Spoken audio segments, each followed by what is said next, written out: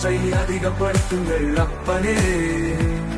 மனிதர்களுடைய பாவத்தை நீக்குவதற்கு புண்ணியம் மட்டுமே.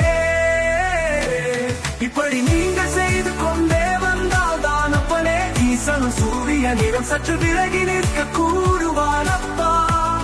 அப்பனே மனிதர்களிடத்தில் புண்ணியம் இருந்தால் மட்டுமே அனைவருக்கும் நன்மை ஏற்படும்.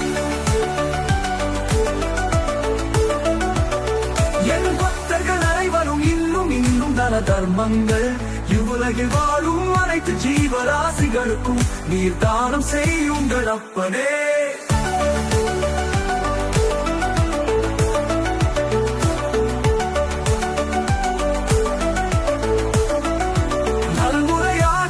அனைத்து ஜீவராசிகளுக்கும் உதவிட வேண்டும். பாதசாரிகளுக்கு நீர் மோர் வழங்குதல், அன்பத்தை அளித்தல், இது போன்ற புண்ணிய காரியங்களை செய்து வர வேண்டும். நீர் தானம் பெறும் புண்ணியம் அப்பா. அப்பனே நீர் மோர் பந்தல்களை அமைத்து அனுதினமும் வருகின்றவர்களுக்கெல்லாம் உதவி வர வேண்டும்.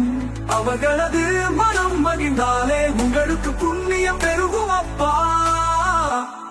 என் பக்தர்கள் இனிமை காலத்தில் அனைவருக்கும் அனைத்து ஜீவராசிகளுக்கும் கூட நீ மற்றும் உணவை வழங்குதல் வேண்டும்.